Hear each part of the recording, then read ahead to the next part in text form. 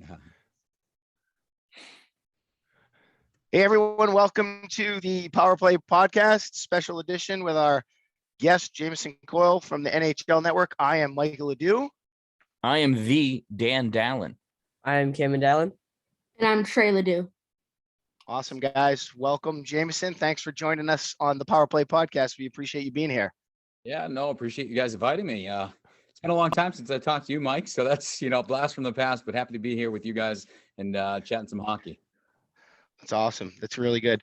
And it took a lot of logistics, man. It seems like you're a really busy guy. We were like bouncing all these different times off you. So thanks for jumping on. Yeah. Yeah. With the way the world is, with the way the NHL is these days, and with the way, having a 7 and a 4-year-old who are also running around like maniacs this time of year, it's logistically challenging, but we made it. And I am yours for the next 45 minutes to an hour, whatever you need me. Awesome. I don't think we'll keep you that long because we know you're quite busy. And plus, we have hockey practice tonight too, don't we, boys? And in an hour, I got to go pick up somebody so Cameron and I can get up to the rink for practice. Mike's Mike. He's a slave driver here. Yeah, Jim, I'm coaching a team, a 14U Bantam team up here in Watertown, New York. And Trey and Cam play on that team. So Ian Cam's got quite a ride. He's how far are you from Syracuse? You're pretty close to Syracuse. You're like closer to Syracuse than you are us, right, Dan? Barely. Like 10 minutes, like a 10-minute difference. Yeah. Yeah. Syracuse is about. I went to Cuse for college, so Watertown, all those upstate New York. I know it well. Yeah, good old 81. We live in Parish, So if we go south, we hit snow right away. We go north, we hit snow right away. Just what we do. Yeah. So we're busy. Hey, let's jump into it. I just wanted to start off. We had a bunch of questions for you. Wanted to kind of learn where you came from in hockey. Tell us a little bit about growing up and playing hockey, and how you got to be interested in the sport of hockey. And I know you played other sports as well. Sure. Yeah. So I grew up in New Hampshire, and hockey's kind of a big thing there, or at least it was popular when I was a kid and whatnot. So it was something that I kind of wanted to learn how to skate and whatnot. And I remember a couple of my elementary school friends doing it as well. So my earliest memory of like organized hockey was my parents taking me to a learn to skate kind of session. And I spent, I think, 55 minutes of the 60-minute session, literally like on all fours trying to figure out how to skate and whatnot. And as soon as we came home, my mom was thinking in the back of her mind, like, oh my God, that's the first and last time he's ever going to want to play ice hockey and whatnot. And it couldn't have been more the opposite. I told her I loved it. And I've stuck with it ever since. And so just kind of, just playing in the in-house leagues and whatnot all the way up through high school. And then, like most people in the sport, realized that I didn't have the talent to take it to the next level. So I asked myself, what could I do to stay involved in the game that's given me so much? And, I kind of went the broadcasting route. So still involved with hockey today. But yeah, it started all the way back, I think, when I was 5 or whatnot, just putting on the skates for the first time. And, that love has never left. Yeah. These two guys are these guys are in the middle of it right now. These 14-year-olds. Enjoy it. It goes by fast, and then you'll realize that it doesn't last forever, or at least right. Now, as a kid, I think I hate to segue in and steal your thunder here, but I think you won some type of championship in high school that I remember. I love it. The glory days. Yeah, that was the pinnacle. Yeah, Yeah. I'll start off. We started off as freshmen, and I think we won 1 game that year. So it was a great life lesson of kind of sticking with the team mentality. And, by the time we became seniors, we won the state title for New Hampshire. So it was pretty cool to see where we started. And I'll take it even further back than that. We all started pretty much together playing for the Gate City Wings, which turned out to be the National Panthers. So we all kind of came up the ranks together. So to kind of, win the state title our senior year and go out on top like that, it was a really, really cool moment. Yeah, that's gotta be. Who did you play that year? What year was that? Yeah. Oh, now you're dating me. 2002 is when I graduated high school. So right. even the final, it was St. Thomas Aquinas, and we played at UNH, full crowd and stuff. So it was a great atmosphere. It was a great game and whatnot. But our biggest game, I would say even bigger than that. And for anybody who doesn't know the New Hampshire area, we played Bishop Girton in the semifinals, and that was like our arch rival. It was the public school versus the private school. And I mean, these guys waxed us every year, multiple times a year. So to get them in the semifinal and then move on to the state championship, it was kind of the icing on the cake before we got to eat the cake.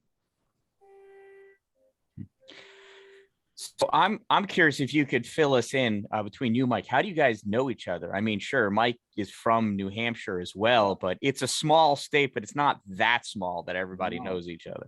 Yeah, a small state, but a huge school. So I know Mike from the school. I believe you were the in-house police officer, right? Back when I was at Nashville High School? Yes. And high school lacrosse coach as well? That is correct. So I just lost my internet connection. I was bouncing around. How am I now, guys? Am I okay? Yeah. Yeah, you hear me fine? Yeah.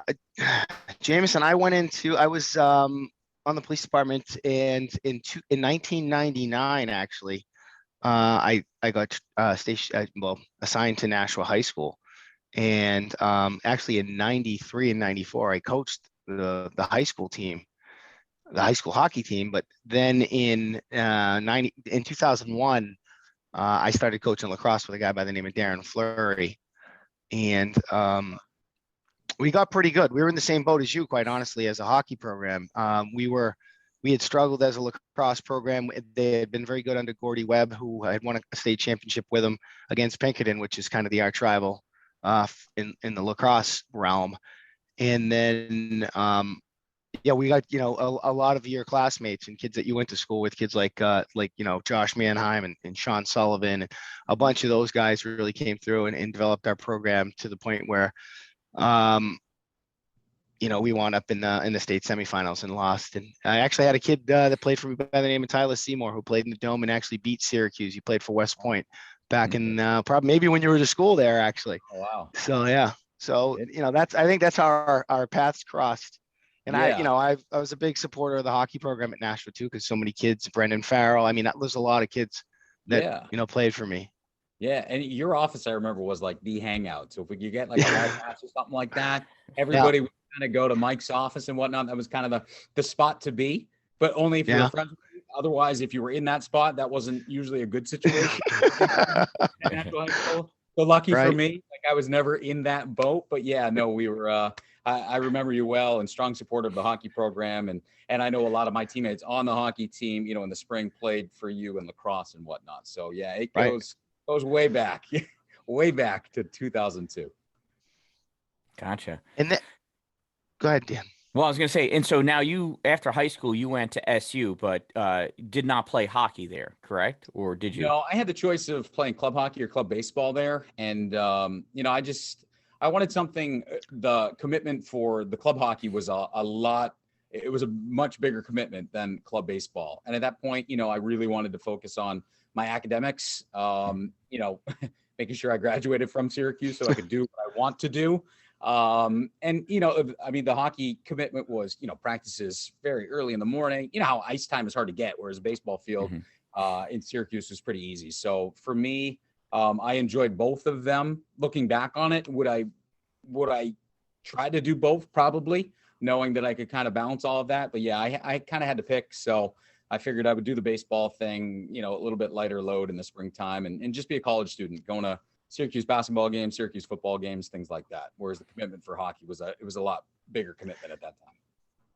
Hey, Jim, did you guys win a state championship in baseball too? I know you got really far. I know you had a really good team. Yeah, we won it our junior year all the way, and then senior year we lost in the state championship. So yeah. Gill Stadium in Manchester, right? I forget. Yeah, Gill Stadium. Yeah, I think I was there. Yeah. Yeah, I forget that one, but it goes back to what you said, Dan, about just it was a small state, but we had a huge school. I think we had like 4,000 kids or something like that. It was just wow. Now they split into two high schools, but so we dominated a lot of athletics just because we had so many kids to pick from. Yeah, I mean the school was so big, Dan, that when I first was there, it was actually 3,000 kids, 10, 11, and 12. Freshmen didn't even go there. They went to the junior high schools, but they could play high school sports. And then they wound up splitting the schools in half, I think, in 05 or 06. Yeah, no, right after I left in 03. Yeah. Okay, we were yeah. the graduating class of what is Nashville High School. Now it's North and Right. South.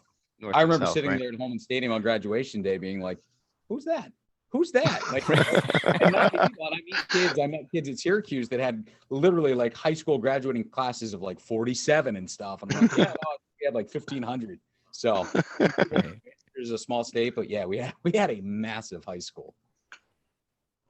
So tell us about, tell us about life at SU. What was broadcasting like? What was your major, and how did that all play out? Yeah, so I went there for communications and, broadcasting, to be more specific, just because I knew that, right off the hop, I would get as much hands-on experience as I can. And to this day, any kid that asks me or is kind of up in the air about going to Syracuse, I sell them. I give them the whole pitch, because I know right as a freshman, you can walk in that door and really, really get hands-on stuff. I mean, I was doing more at Syracuse than I was doing in my first job out of Syracuse. The technology, the money, the investment from some of the esteemed graduates of the Newhouse Communication School. I mean, there's such a commitment to excellence when it comes to the communications there. They have a reputation that they're trying to uphold each and every year. So it's you get in there and you get your hands dirty right as a freshman, and you come out and you're just ready to hit the workforce running. So yeah, Cuse was great. It was busy, but like I said, I mean, my freshman year was Carmelo Anthony's year. I had a class with Carmelo Anthony, which was really cool. They won the national title. So, as a college student, getting to watch that and watch your school win their first ever national title, like in March Madness, it was the perfect college experience. So, and I met a lot of great friends my freshman year that I'm still, we were all in each other's weddings and whatnot. So yeah, I mean, the college experience at Syracuse, the only thing I would change, and you guys know from being, in upstate New York or Western New York, it's that lake effect snow. Nothing prepares me for that. That was ridiculous. It's nothing. Come on, you should come north. Yeah, Watertown's even worse. We get that lake effect. Well, between us and Syracuse, it's that lake. Oh my God, right across 81. Yeah, the Syracuse airport wins regularly the snowiest airport in the world. Oh, I believe it. I believe it. But yeah, as a college student, I wasn't flying much. I was taking buses, and one train home for Christmas. They were having some kind of electrical issue, so the door wouldn't close. And of course, that door was my cart. So I think it was an 8-hour train ride from Cuse all the way back to, wherever I picked it up in Lowell, Massachusetts or something like that. The door wouldn't close. So I was like a popsicle. They gave us hot chocolate to keep us warm. There you go. Yeah. There you go. Bathe in it. That would help.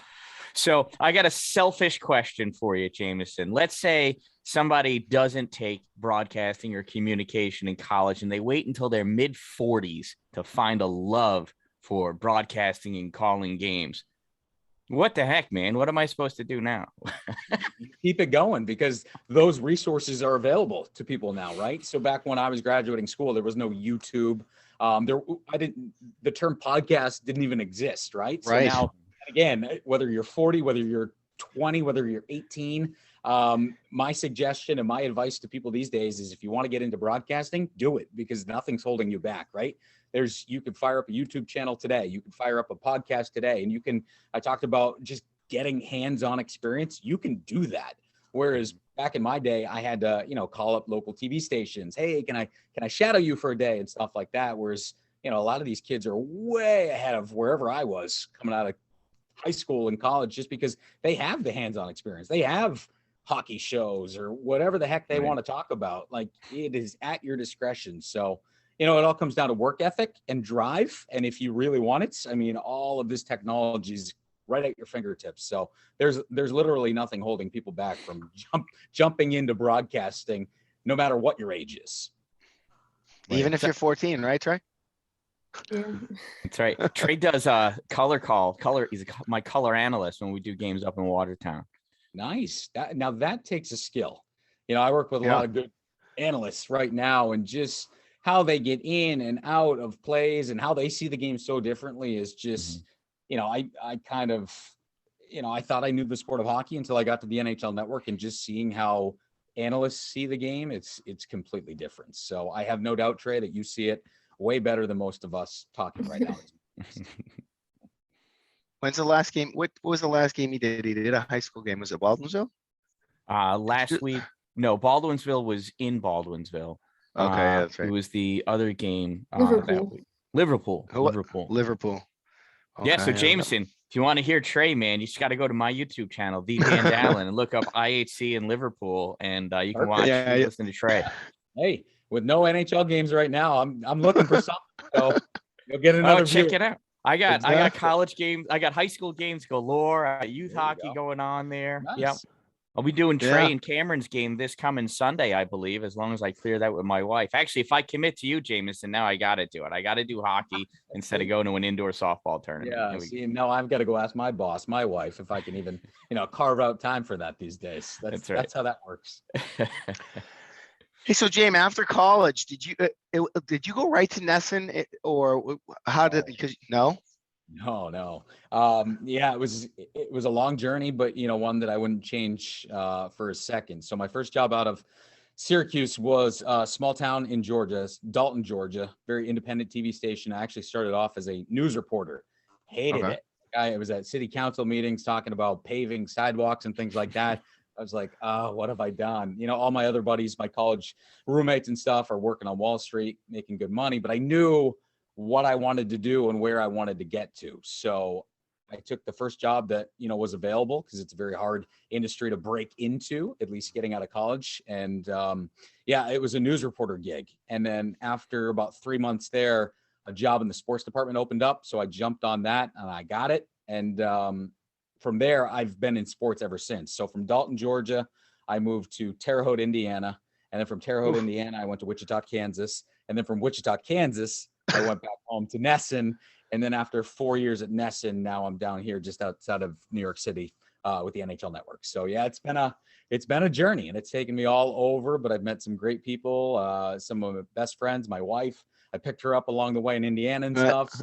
Yeah. I think, and I tell, again, when it comes to advice for certain people, I'm like, if I had just started at Nesson right out of school, it wouldn't have worked. I wouldn't have been ready for that. I made some mistakes along the way, and that is part of the growing process in, I think, the communications industry and the path that I took. It's, you cut your teeth, you learn what works, what doesn't work. You kind of become more comfortable with who you are as a broadcaster. And by the time you get to a regional or a national network, you're ready for anything that comes your way. So yeah, I wouldn't be the broadcaster I am today without all of those stops along the way. When you started out in Dalton, right, you're working the camera and everything. Right, you're walking around. I mean, Dalton all the way up through even Wichita, I'd grab the camera and stuff. The first time that I was told, no, you can't touch the editor, you can't touch a camera, things like that, was finally when I got to a regional network. But again, I'm a much better broadcaster because of starting in those small markets, having to shoot, having to produce, having to write, having to do everything. I kind of know how to put a story together, or I know at least how kind of everything works and all comes together into one kind of final product. But going back to that first job, right? I actually waited tables 5 nights a week.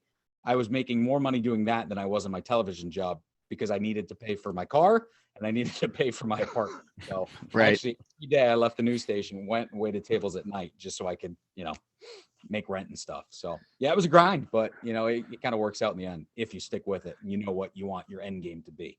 Mm-hmm. How did the thing we're probably most curious about is, how did the NHL Network come about? And then what's it like working at the NHL Network? It's got to be really cool. So how it came about was, so I got hired at Nesson. I was actually a finalist. So I auditioned at Nesson coming off the Bruins winning the Stanley Cup in 2011. So Catherine Tappan was leaving to go to the NHL Network, and they knew they needed another host. And so I auditioned. I was a finalist with Dale Arnold, who got the job and is still in that job right now. Right. Yep. The ratings are going to be super high. We kind of want somebody who's, been there, done that, and is well established in this market. I was 24 or 5. Like, I understood that. I totally got it. But they liked what I brought to the table, that they hired me to do what was called Nesson Daily at the time, kind of like their Sports Center highlight show at the end of the night, as well as work on their college hockey product, Hockey East and stuff. So it was a great opportunity for me to go there, really get, my hands dirty doing some different stuff with no teleprompter, hosting a pre and a post and intermissions. I got to work on the bean pots. That's cool. Tips. Yeah, it was great, right? And then I also got to fill in on some of the Bruins stuff. So I got to do, Bruins pre and post sometimes. I actually got to do, I did a Bruins Rangers game, ringside reporter, jumped on the team charter, flew down to Raleigh, did the Carolina Hurricanes game the next day. And out of that, I got a really good resume tape for just strictly hockey. And I knew, after getting that taste that, wow, if I could do this full time, and I love the Patriots and the Red Sox and the Celtics and whatnot, but like hockey is my number one passion. So if I could parlay that into a full-time hockey gig, that would be awesome. So I had an agent at the time, and I kind of, made it known to him, like, hey, let's explore, but let's really hone in on the hockey side of things, whether it's working for another team or whatnot. And, I think timing is everything and luck is everything also in this industry. And it just so happened to be that the NHL Network was pulling out of Toronto and was moving down to the United States in Secaucus, New Jersey, and it was going to be run by Major League Baseball and MLB Network. So my agent had really good connections, had some clients already at MLB Network, and got me an audition at the NHL Network. And 2 weeks later, I was selling my house and moving my wife, dog, and brand new baby all the way down here to New Jersey to start a new life and work for the national network that is NHL Network now. So yeah, it was a absolutely wild ride, but it's 7 years in, I still pinch myself that I get to do this for a living. So yeah. So now, how do you find those stories over the summer months, right? When there's no hockey going on here, there is no NHL. Yeah. How do you find things to talk about? Yeah. Well, we have to generate things sometimes. Like we'll come up, if you've watched the NHL Network in the off season, we're doing every countdown that is possible. We're top 10 left wingers from 1967 and stuff. I mean, that's a little bit of an exaggeration, but yeah, we have to get creative. And luckily we work with a lot of creative, talented people, producers, everybody's kind of coming up with ideas. And, I think the one thing that has come out of this pandemic is that a lot of the players and coaches now are very familiar with Zoom. So as before, where you had to get them to either go to like a TV station or just like call in on the phone, everybody knows how to like kind of accept a Zoom call now. So the last couple of off seasons have actually been very easy as far as, getting guests and things like that to fill a 1 hour show Monday through Friday. So it hasn't been too bad. And yeah, but I will say by the end of it, like the last couple of weeks before training camp, everybody just disappears. They don't want to talk to us. They want to focus. They want to enjoy what's left of their off season, and then it's go time. So yeah, we hit the final 2 weeks of the summer, and I mean the players are ready for it. We as the NHL Network, we're ready for it. We just want some live hockey, and then that makes our job so much easier when we're just watching and reacting to what's happening on a nightly basis. Yeah. So that nightly basis. So let's go there. Right. I'll watch one game and that's it. I'm completely occupied. I can't see straight by the time it's over. How do you stay on top of everything and then remember everything from each of those different games they've watched and to commentate on it and make it all make sense? Yeah. I mean, we're just in it every day, right? So when I'll take you back to my first year, like when I came down to the network, I knew everything there was to know about the Boston Bruins, back of my hand. But I needed to know that about the other, at the time, 30 teams in the National Hockey League. And so that took some time, right? But that's my job. I'm in it every single night, 5 nights a week. We're just watching games, talking about games, reacting to games. So kind of as it's developed, now I sit here and I know as much about the Boston Bruins as I do every other team in the NHL, which for me as a hockey fan is really cool because I can go anywhere in the country and be like, oh yeah, Coyotes, I can talk about them. It's great as a hockey kind of fanatic and a hockey nerd. I love keeping up to date with everything that's going on in the NHL. I also get paid to do that. So it is my job. It's my responsibility to put in the work. But if we go on vacation, we just went to Disney a couple of weeks ago with my kids, and you take a week off and I can't be as involved in watching every game as I would if I was back home. You miss a couple of nights, you're like, what just happened in the NHL? Right. So But yeah, long answer short. I'm in it every single night. We're watching all the games. We're doing 3-hour shows just talking about it. So you're just kind of, you're embedded in it. It's your life. So it's just kind of second nature at this point, you know, and if I wasn't getting paid to do it, I'd be doing it at home anyway. So. Right. So what is your work day like? I mean, obviously you're not working 9 to 5 and then working 6 to 9 or 6 to midnight. I mean, you'd have no time to eat, sleep, or say you forget what your wife looked like. Yeah, right? no, it's a very different schedule, and you have to have a very understanding, you know, spouse as well as children that kind of understand that, you know, you're going to miss some things, or you're home during the day and you're leaving, you know, every night almost at dinner time and whatnot. But yeah, I work when the games are on, right? So, you know, Tuesdays, Thursdays are obviously very heavy NHL nights. And for what we do on NHL tonight, where we're trying to be your remote control, your red zone, so to speak, you know, I'm working on most of those nights, longer hours on those nights. But the games and the NHL schedule kind of dictates our schedule. But for the average night, you know, we'll get in a couple hours before the show. We'll have a pre-production meeting where everybody kind of jumps on a Zoom call like this. And we'll just kind of go over the games and what our analysts are kind of looking forward to seeing, and certain storylines that we're keeping an eye on for that night. But a lot of our show is just react, right? So we just, if it says, all right, we're going on at 9 o'clock, we jump on at 9 o'clock, and we have no idea how this show is going to play out based on who's scoring, who gets injured, things like that. Yeah, there's literally no script. So TV at the NHL Network is very different than any of other television that I had done prior to getting here. There's no real rundown or script or teleprompter. It's all ad-libbed. It's all just watching, reacting. So that goes back to your point of having to know everything about the league. Like, I have to know every player, things like that, just because when we see it in real time, boom, like we have to react to that, and we have to know each player and stay up to speed with things. So but yeah, it's very reactionary, and no two nights are ever the same, which is great because I'm not 9 to 5 cubicle kind of guy. That wouldn't work for how I'm wired. Yeah, I don't like it anymore. And I get people asking me, you know, calling games, you know, they're like, how do you know everybody's name? Well, I cheat. I got a piece of paper and it's just in order. You can't do that with 32 teams with 24 people on each roster and I'll give you a hint, coaches. We've got a really great research department at the NHL Network, and every day we get a packet of every game, and each one researcher is assigned to one or multiple games, and they write everything that you would ever need to know about that one game. So when you watch the NHL Network and we're saying something like super smart and you're like, wow, how did he know that? Well, maybe I didn't know that, but it's right in front of me, or it's something I've read earlier that day. So like I said, it's my job to stay up to speed and stuff, but like the minute details or the fun facts or things like that, that's coming from like our research department prior to our shift, or even when we're on air. You know, we obviously have an IFB and we hear the producer, but we also have a researcher in our ear that's, let's say, you know, Austin Matthews scored. It'd be like, hey, that's, you know, he's got 7 points in his last 3 games or something, just in my ear. And I can regurgitate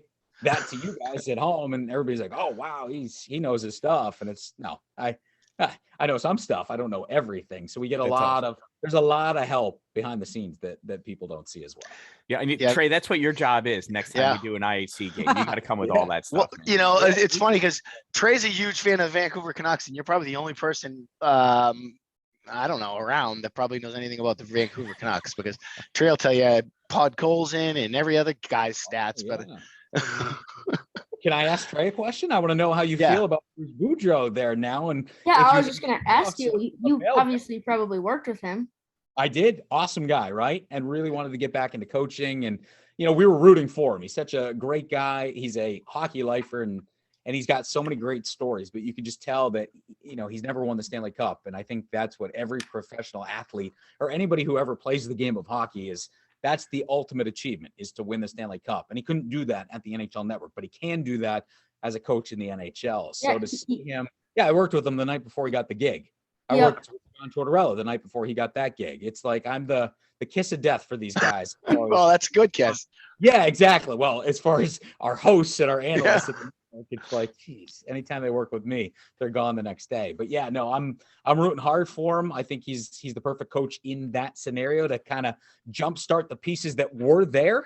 They just kind of needed a little kick in the butt or a little reassurance and a little confidence going their way. So, hey, 6-0 at this point as we're kind of recording this podcast. We shall see. They have a lot of talent. I mean, they are deep. They have a lot of talent, especially offensively. Think back to St. Louis in 2019, dead last in December. Right? Anything can happen. So never say never. And Bruce is the kind of guy, he's already taken a Washington team when he took over there that was dead last in the division and won that division in the regular season. So if there's anybody that can kind of flip it on the switch, it's Bruce Boudreau. Yeah, and he coached the Capitals right before they won the Cup, right? Exactly. Yep. And then he went with the Ducks. Wild. So yeah, he's a well-respected coach. I think he's coming up on 1,000 games behind the bench. So he certainly knows his stuff, but like getting to work with him, getting to know him, he's such a great guy, and you can just see why players love to play for him. He's just and he made the Wild a lot better too. Yeah, exactly. Everywhere he goes, the knock on him is he can't get it done in the playoffs, and we shall see. There's a lot of coaches that can't get it done because not everybody can win the cup every year. But as far as regular season coaches, he's one of the best in NHL history. So when he was coaching Minnesota, they pushed Vegas to it Game 7, and Vegas was one of the best teams in the league. Exactly. So hey, never say never. The Canucks still have a shot at the playoffs. I think so. Yep, I think they're 5th in their division now because I think they just passed the Sharks. And yeah, exactly. See, I'm hoping. Oh, I was hoping a team that had to switch on last year that is quickly off this year. I'm just hoping we go back to non-position. Yeah. Hey, look, everything that could go wrong has gone wrong, right? I mean, you start off with a 13-game road trip, which is unprecedented because of the brand new arena, which is beautiful. But a 13-game road trip to start the season and then have all the, the adversity that they've faced coming off of that. So they get through the 13-game road trip, they come home, and then COVID just runs rampant through their locker room. It's literally everything that could have gone wrong has gone wrong. And we saw that a couple of years ago. Dallas Stars made the Cup final the very next year. There's power outages in Dallas and COVID issues and stuff. So it's just, it happens. That's why we love sports. It's unpredictable, right? I think a lot of Islander fans were hoping that Leonard's quick visit to the island, to the UBS, was going to be the gift. And then they're like, no, we're not going to play hockey now. No, hold on a second. We're going to take 2 days. So that was. I don't know. People. Hey, look, there's a lot of smart people at the NHL Network that still think the Islanders. I was on with Mike Rupp yesterday, and he thinks. And we looked at there's a slate of games coming up. They have a 10-game stretch. I don't know if it's out of Christmas break or whatnot, but I think it's an 11-game stretch, and he thinks, 10 games are very, very winnable for that team. So we've seen them go on lengthy stretches before when it comes to win streaks. So I think, if they get hot again, I wouldn't count them out just yet. They have all those pieces still. They just got to get it clicking at the right time. I started watching hockey in 1979, so I'm hopeful. It's like it can happen. We're there. You tuned into the glory years, that's for sure. Oh my God! How could I not be an Islander fan? I grew up 20 minutes away from Nassau Coliseum. Went there a lot. I saw a lot of Grateful Dead shows there too. That's a completely different story. So how could I not be an Islander fan? So. I was, you brought up Mike Rupp, and we played a tournament this summer in Danbury, and I didn't know that Rupper actually had a run with the Trashers. Yeah, I saw that during the podcast, and I think I was listening. I think I saw it during the show that was on Netflix, and then they were talking about it on Spit and Chicklets, weren't they, Trey? He's pretty well known in the hockey world, right? Just who he was in a game-winning goal, rookie season, Game 7 and whatnot. But he said his phone and his popularity, once that Netflix thing got released, he said he's seen nothing like it. People all over the world wanting his jersey and stuff like that. It was crazy because he was the guy in that documentary that would come in and save the day. Yep, that's funny. Yeah, it's a cool story. Yeah. So while we have you, because I'm afraid that you're going to run out of time, I can just imagine that door opening, your wife grabbing the hook, man. Because I remember you got a kid that's got to go to practice soon, right? Yeah, a little bit later. Yeah, he's a goalie, so he needs more time to get all that gear on. Yeah. I don't know how I ended up with a goaltender. The most expensive sport and the most expensive position. Right? The only position that I don't really know anything about. So yeah, that's where we're at. I had 2 goalies in our house here for a little while. Cameron played goal for a short bit. Now he's defense. And then my youngest daughter, was a goalie up until this season. She started skating out and she likes playing defense. But so Cameron there is huge Buffalo Sabres fan because of his mother. I mean, she would still leave me to this day for Pat LaFontaine. Those are the years that she grew up in. But Cameron went and saw his first NHL game with Karen, my wife Karen, out in Buffalo. He got to see Jack Eichel. I know Cameron loves Jack Eichel. Jack had a sour parting with the Sabres. How do you think he's going to be performing now that he's moved on to his new team? Yeah, I think it'll be a great fit for him because he doesn't have to be the guy. And in Buffalo, he was the guy, and the expectations were so high because he was the second overall pick behind Connor McDavid. But I think Vegas, is a spot. We saw Max Pacioretty go there, and he was a captain in Montreal, a much bigger market with a whole lot more pressure and spotlight on him. And he went to Vegas, and you're just one of the guys, right? You're not the guy, you're just one of the guys. And so I foresee that for Jack Eichel going there. And I think his ceiling's even higher than a guy like Max Pacioretty. So I think for Jack, and I think the only thing for Jack is his health, and everybody just wants to see him get back to where he should be and where he can be, because I don't even think we've seen his ceiling yet in the NHL. So I think his health is first and foremost. And I'm glad that finally got resolved. And now, look, he's joining a Vegas Golden Knights team that started off a little shaky this year and is now finding their stride. And they're the top team in the Pacific Division. And they're going to get the biggest free agent pickup like at the trade deadline or whenever he does decide to, ramp it up and hit the ice again in playing capacity. Like it's a perfect fit. They get a number one center to get in the mix there with like Mark Stone and whatnot on that top line. It's good, rich get richer. So it's a great fit for Jack. It's a great fit for Vegas. And we'll see how it plays out. I think, depending on how this plays out in the West, it could be Colorado, it could be Vegas, and pick your poison when it comes down to those two teams. But for Jack, great fit, I think. He'll be playing with like Mark Stone and like Jonathan Marchessault or something. Yeah, and right. I think that'll be a great fit for him. Right. We drove by his house last summer, James. Trey and I drove by his parents' house in Chelmsford, right? Chelmsford, and there was a Land Rover in the driveway with New York plates. I'm like, Trey, that's probably. Yeah. It's funny. So I go back to my Nesson days. I got to see him as a freshman at BU tear it up. Right.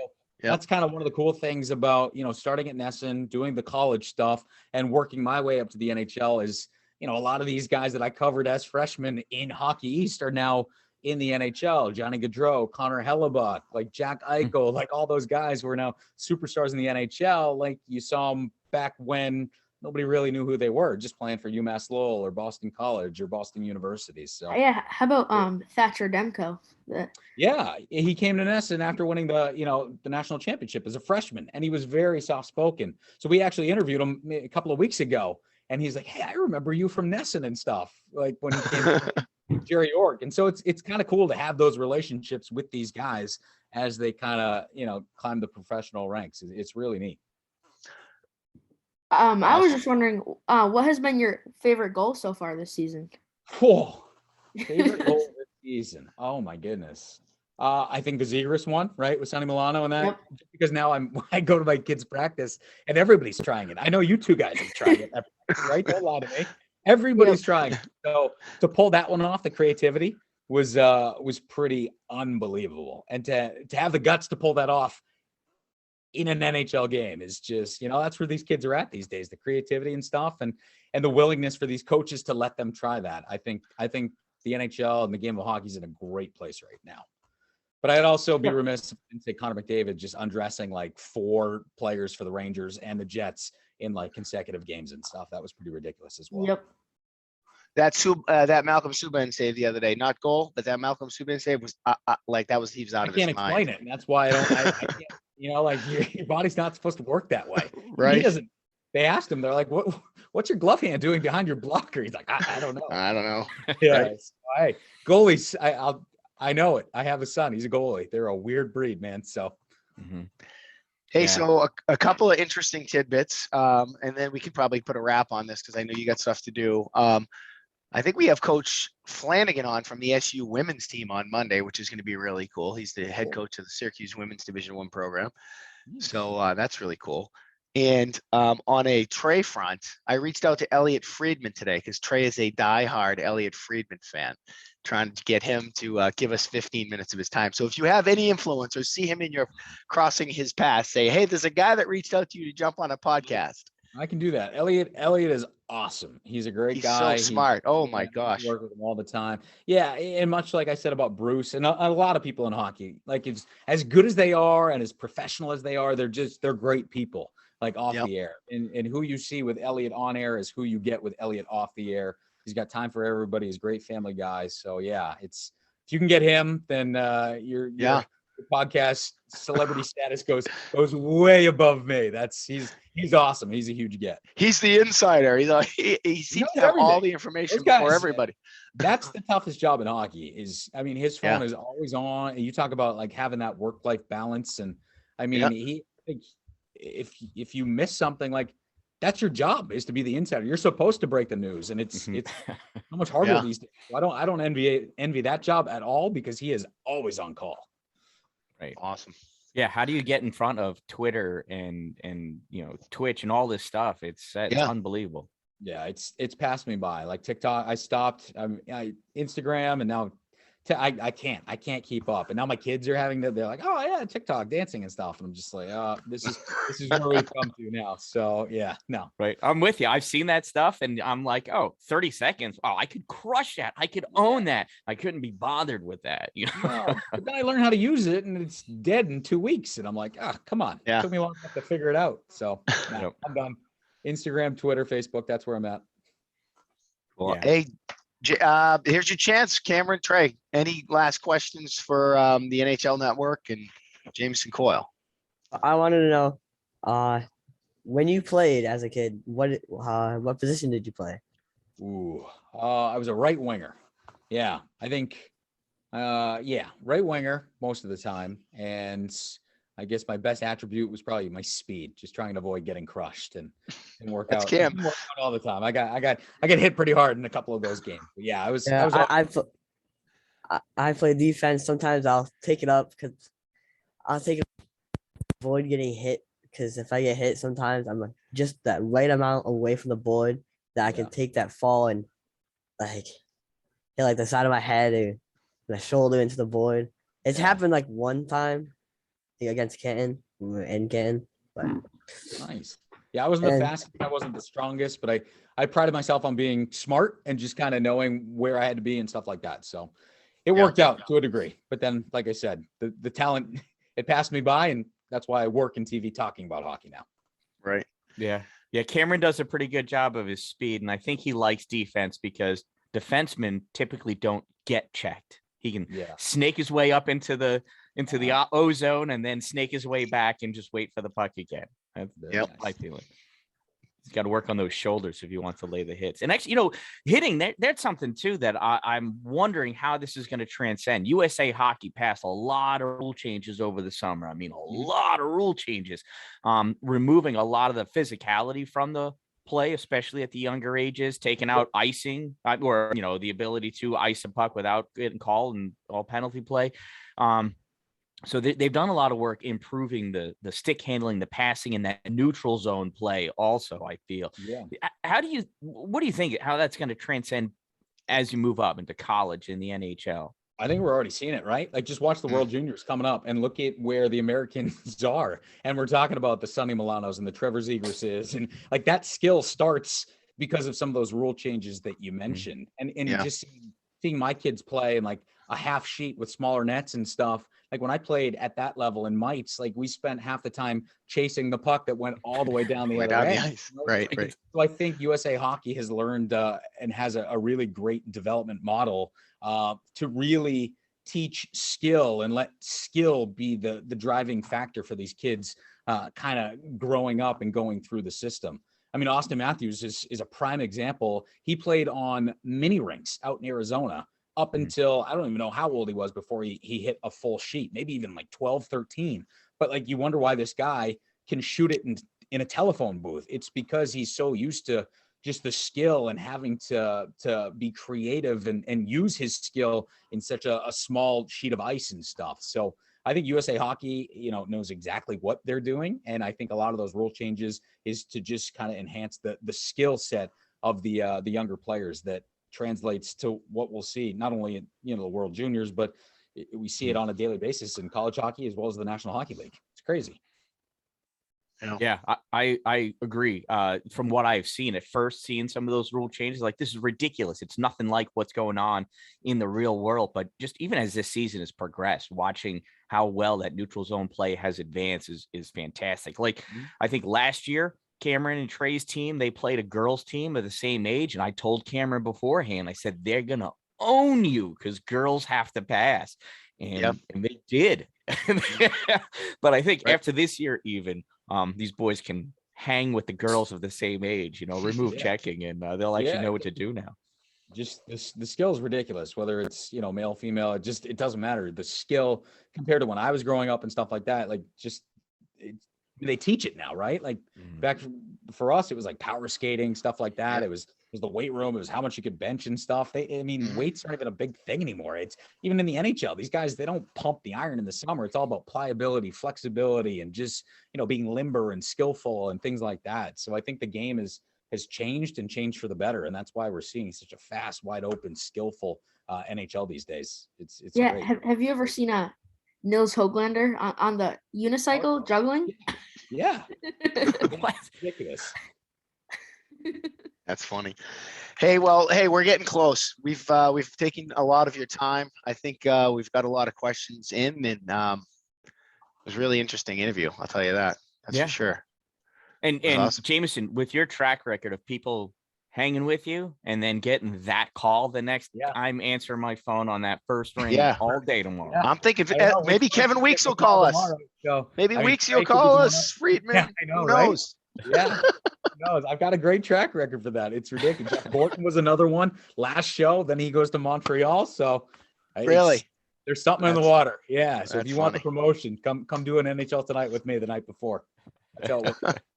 Well, I'm available if that's what you're saying. I'm here.